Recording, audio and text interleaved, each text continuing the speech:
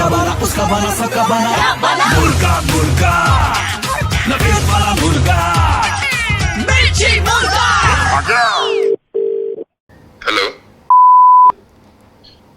हाँ जी। आपको पता नहीं, आपको याद है या नहीं याद है, आप अभी 1.5 महीना पहले, आई थिंक 1.5 महीना पहले आप शॉपिंग के लिए आए थे Southex with your family and all, और आपने वाउचर फिल किया था, यू रिमेम्बर? हाँ जी, हाँ जी।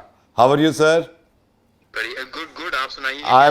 आई am good sir, and I am so sorry sir. वैसे तो हमारी कंपनी के लोग आपके पास आते, लेकिन लॉकडाउन के चलते एक्चुअली फ़ोन करके ही सबको हम थोड़ा थोड़ा अच्छी अच्छी चीज़ें बता रहे हैं। सर मैं आपको फिर बताया तो, अगर आप भूल गए हो, वो वाउचर जो आपने भरा था, हमारा जो कॉन्टेस्ट चल रहा था घर परिवार, उसके आप एक विनर में से एक हैं। और सर ये गिफ्ट जो है, अभी तो कुरियर से नहीं आ रहे हैं, लेकिन हम ये फ़ोन कर करके लोगों को पता कर रहे हैं कि उनको क्या गिफ्ट चाहिए है।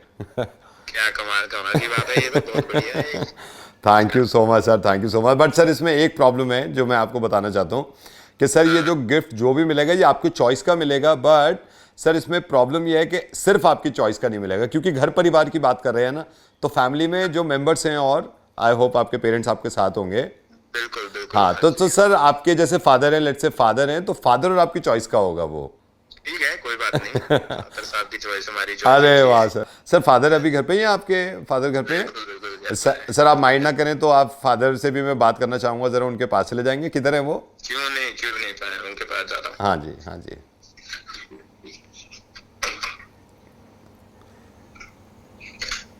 हाँ जी, आ गया जी। आगे आप मेरी बात मत कराना अभी, अंकल से बात मत कराना अभी, मेरी बात सुन लो आप। अभी आप बिल्कुल पास हो उनके, आपके करीब में ही है अंकल? हाँ हाँ, साथ अच्छा। बैठे मेरे। एक थप्पड़ मारो, जोर से मुंह पे थप्पड़ मारो।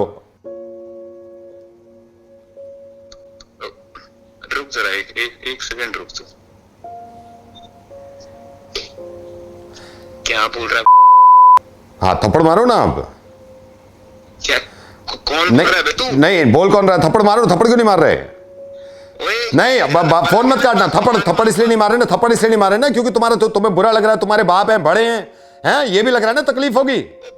बोल कौन रहा है? बता, तू कहां से बोल रहा है? बोल कौन रहा है? मैं सुन, तेरा नंबर आ गया मेरे पास। नंबर आ गया, लेकिन दिमाग में बात नहीं आई आपके। ओ हेलो, तू बोल कौन रहा है? तू मेरे दिमाग में बात डालेगा? तेरे मैं अब सुनो कौन बोल रहा हूं। रेडियो मिर्ची से नवेद बोल रहा हूं। फोन मत काटना, मेरी बात सुनो।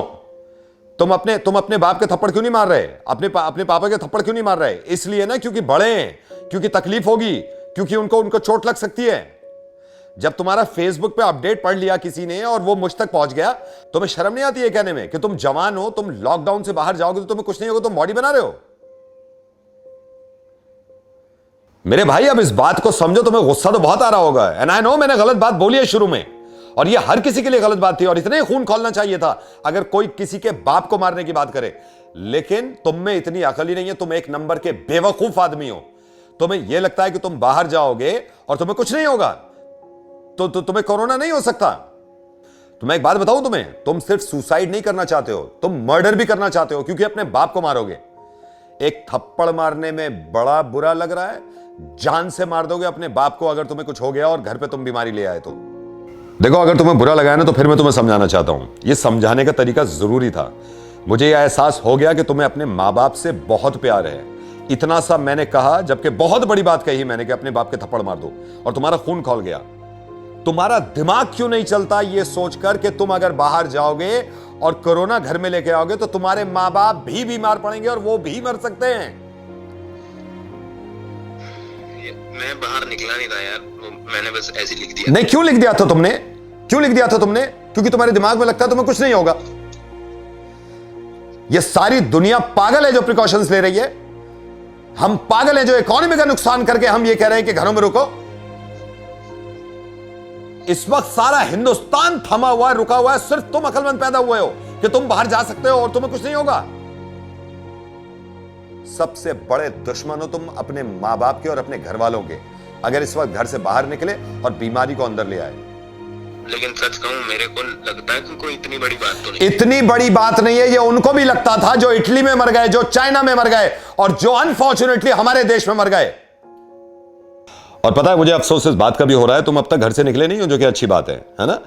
लेकिन तुम क्यों नहीं निकले हो ये मैं जानता हूं अच्छी तरह, क्योंकि तुम पुलिस के डंडों की वजह से नहीं निकले हो। ये मेरी समझ में ही नहीं आता, लोग इस बात को क्यों नहीं समझ रहे हैं कि जो पुलिस वाले हैं इनसे डरना नहीं है। ये भूत नहीं खड़े हुए हैं, ये इसलिए खड़े हुए हैं क्योंकि आप जीवित रहें, आप जिंदा रहें और सेहतमंद रहें। किसी की समझ में नहीं आ रही है क्या बात? मुझे इस बात का तो अंदाजा है कि इस बीमारी का इलाज तो निकल आएगा कभी ना कभी, लेकिन ऐसी बेवकूफियों का इलाज नहीं निकल सकता यार। अगर प्यार से समझाती ना सरकार और पुलिस वाले हटा लेती, आज मैं बता रहा हूं कि बाजार लगा हुआ होता, मरने को तैयार हो जाते, लाशों के ढेर लग जाते, लेकिन घर से निकलना बंद नहीं करते हम, क्योंकि हमें मालूम है कि कुछ लोग डंडे से ही समझते हैं, इसलिए पुलिस खड़ी हुई है। और जो भी पुलिस वालों के डंडे को डंडा समझ रहा है और उससे चिढ़ रहा है, तो देखा जाए वो इस वक्त इलाज है आप लोगों का, और इसी तरह इलाज किया जाएगा। और मैं आपको लिख के दे सकता हूं कि आप कुछ दिन के बाद ये शुक्र करेंगे और ये कहा करेंगे कि इतनी सख्ती ना करी होती तो हमारे देश की एक बहुत बड़ी पॉपुलेशन कम हो गई होती। थप्पड़ मारने से भी बहुत ज्यादा खतरनाक है, इस बात को समझिए, कि आप अपने पिताजी की लाश उठाएं या पिताजी आपकी लाश उठाएं। आई एम सॉरी मैं ऐसे वर्ड यूज कर रहा हूं, लेकिन समझ में कैसे आएगा। प्लीज आज के बाद ये मत सोचिएगा कि आप घर से बाहर निकलेंगे तो आपको कुछ नहीं होगा। मैं आपसे मोहब्बत करता हूं, मैं इसलिए कह रहा हूं, वरना मेरे पास इतना टाइम नहीं है कि मैं एक एक इंसान को समझाऊं। अगर बहुत जरूरी काम है तो ना मैंने मना किया है ना सरकार ने मना किया है, लेकिन ये दिल जानता है अपना। और एक बात और सुन लीजिए, जितने लोग भी झूठ बोल के बाहर निकलते हैं कि मैं फार्मेसी जा रहा हूं और जाते कहीं और घूमने, वो पुलिस वालों से झूठ नहीं बोल रहे, वो अपनी जान के साथ खिलवाड़ कर रहे हैं। सिर्फ इस बात को समझ लीजिए। नहीं sir, sorry sir. You take care and stay at home. बेवकूफ़ी की हद जब हो जाती है ना, तब मुझे गुस्सा आता है। और आपसे भी रिक्वेस्ट कर रहा हूं कि इस तरह की अपडेट बिल्कुल मत करिए। अगर कोई चीज़ शेयर करनी है ना तो ये कर दीजिए आप, मैं कह रहा हूं ये कर दीजिए शेयर, ताकि जितने लोग ये सोचते हैं कि उनको निकलने से बाहर कुछ नहीं होगा, ये चीज़ उन तक पहुंचनी चाहिए। क्योंकि ये बीमारी बहुत खतरनाक है, लेकिन इस बीमारी से लड़ना आसान है कि सिर्फ हमको घर पे रहना है। प्लीज़ मैं हाथ जोड़ के कह रहा हूं कि घर पे रहिए, पूरी जिंदगी बाहर घूम लेना, अभी घर पे रहिए।